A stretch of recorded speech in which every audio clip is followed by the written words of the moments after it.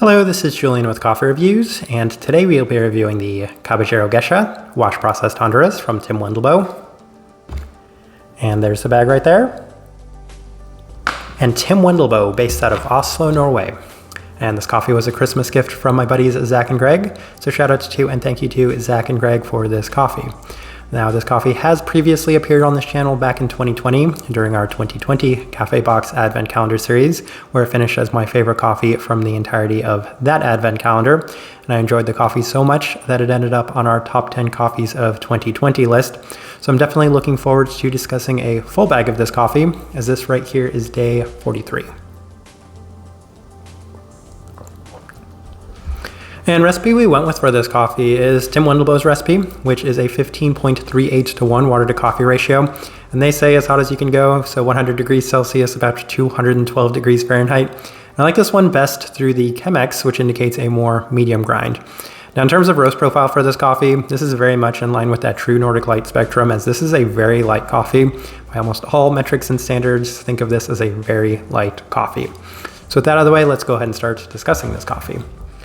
Day 15, first impression, and the coffee came out mostly on the citric side of things right at the forefront, as there was a little bit of an undefined brightness on the back end with an ever so slight grainy quality to the cup, as well as a listed honey also coming out in a lighter sense. There was a slight bit of floral sweetness, but for the most part, the biggest takeaway I had was this coffee needed a little bit more rest.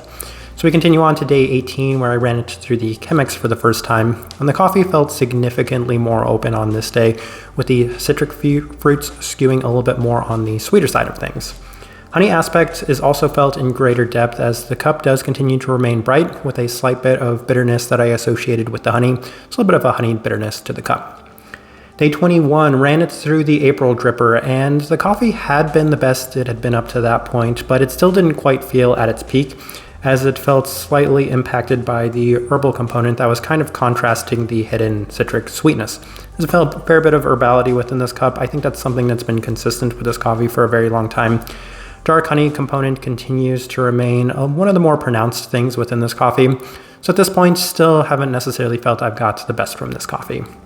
Day 25. Adjusted to Tim Wendelboe's recipe for the first time, and there was significantly more of the sparkling florality within this coffee. I think that's the biggest takeaway I had from really running it with Tim Wendelboe's recipe, is I got so much more of the floral components to it. Slightly sweeter in general, with a little bit more of the orange attributes more pronounced at this time. Slightly herbal as well, but overall a little bit more clean and more candied actually. Day 29, back with Tim Wendelboe's recipe and with the Chemex, and it felt like the heightened concentration or the increased concentration seemed to help the cup with more vibrancy, as one of my biggest issues with the coffee earlier was it just didn't necessarily feel like it had too strong of a flavor profile.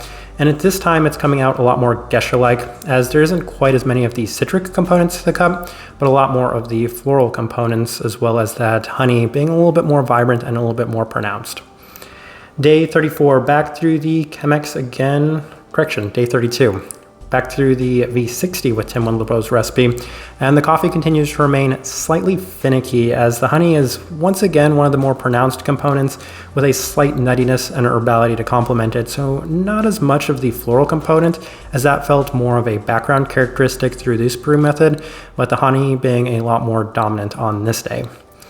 Day 34, back through the Chemex with Tim Wendelboe's recipe, and the coffee is the best it's been, with the honey really dominating the cup right there with the floral component. And I think that's the reason I like this brew method a little bit more, was because I was able to get some more depth to the honey with a more floral component. Jasmine that they have listed on here was probably the most pronounced characteristic I was picking up from this coffee, at least one of the more consistent things later in this coffee.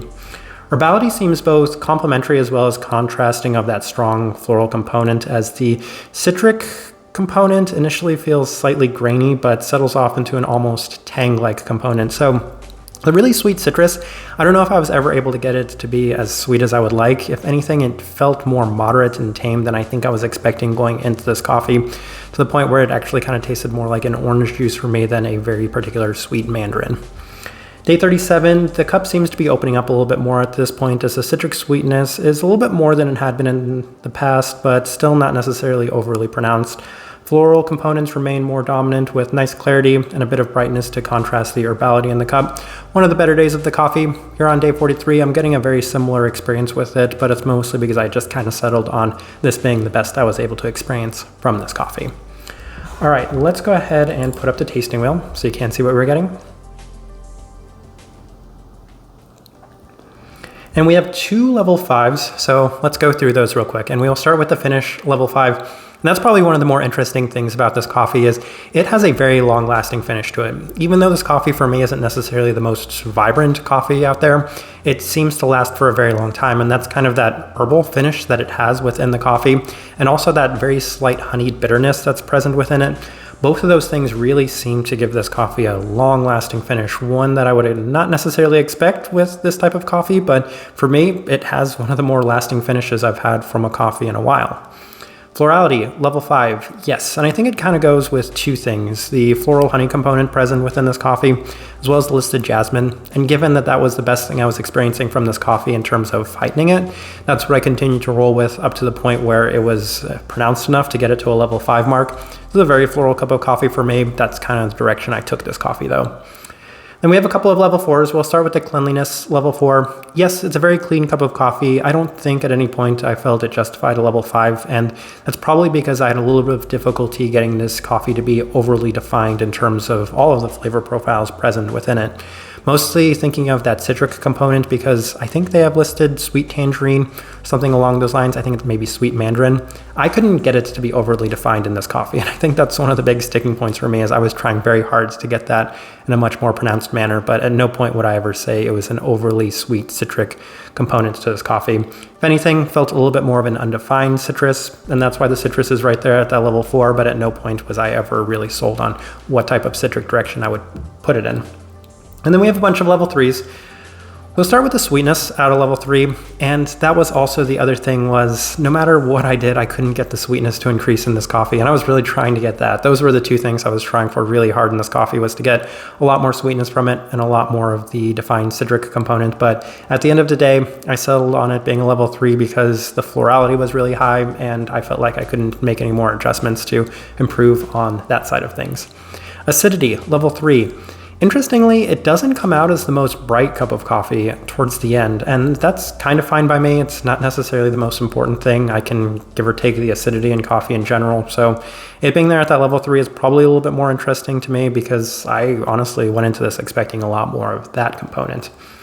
And then we have the bitterness, and the bitterness isn't necessarily a bad thing. I don't mind the sort of honeyed bitterness present within the coffee, but it was pronounced enough throughout the entirety of drinking this coffee that it's justified being at that level 3 mark. And then the spice and savory both go with the herbal component present within here because the herbality was a lot more pronounced than I think I was expecting, but that's trademark for Tim Wendelboe's coffees. He really loves his herbal components within his coffees, so that's why they're both there at that level 3 mark. And I think the last thing I want to discuss is the body at the level 2. This coffee definitely has a little bit more body than I think I was expecting, especially run through the V60, that would be at a level 3. Through the Chemex, it's on the higher side of level 2. So I think that's attributed to the origin, a Honduran coffee. So a fair bit of the body present within this coffee, which is also a nice thing, gives it a little bit more texture, a little bit more depth. But yeah, that's kind of the way I settled on this tasting wheel for the adjustments I made on this coffee. All right, so my overall thoughts and impressions of this coffee. This is the thing about this one. I have a fair bit of experience with Tim Wendelboe's coffees, and one thing that's been really consistent among them is that they're really easy to get right. No matter what I do, it seems to come out being a very nice cup of coffee. But this one was a little bit more tricky, a little bit more finicky than I've experienced from any of the previous coffees we have reviewed on here. So while I went into this one with some really high expectations, I think it just kind of frustrated me that I was never able to get it to the point that I expected it to be. Most notably thinking of the sweetness, it remained more moderate in this coffee than I think I was expecting. Maybe it came with the memory I had of how much I enjoyed this coffee in the past. But having it right now, the florality was very, very nice. I'm not saying I didn't enjoy this coffee because it was one of the more enjoyable coffees I've had this year up to this point. But even then, I just felt like I never got this coffee to the point I wanted it to be. Type of person I would suggest this coffee to, it still has a lot of positives going for it. It's still a very clean cup of coffee, still has a lot of that trademark Tim Wendelboe herbality, a lot of lightness to it with additional components including a fair bit of body to it, and then a very long-lasting finish. A lot of the citrus, a lot of the honey, and a fair bit of florality. I think most people will probably get a little less florality than I got, but it has all of those things, even if they at times might be a little bit more skewed in one direction than the other. It offers great variety present within the coffee, and it's one that might be a little fun to work with for somebody that may have a little bit more success than I did. I think for the most part, I'll leave this review at that. If you by chance had an opportunity to try this coffee, would love to know your thoughts and impressions of it as well, as I've actually heard a lot of similar things from a bunch of other people, that this coffee wasn't necessarily the easiest to work with. If you're enjoying the content, give this video a like, subscribe if you're not already subscribed. This right here has been a review of the Caballero Geisha, wash processed Honduras from Tim Wendelboe. Thank you for watching.